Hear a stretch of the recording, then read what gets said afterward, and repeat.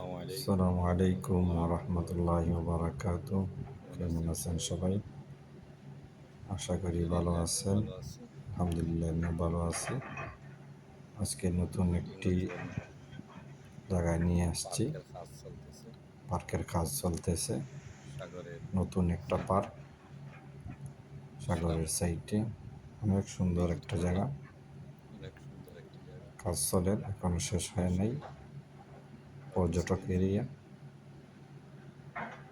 আজকে আসলাম দেখার জন্য। ইনশাল্লাহ পরবর্তীতে আপনাদেরকে আবার নিয়ে আসবো কাম শেষ হওয়ার পরে। এখন দেখে নিন, এরিয়াটা অনেক সুন্দর, আপনারাও আসতে পারেন। অনেক সুন্দর একটা এরিয়া।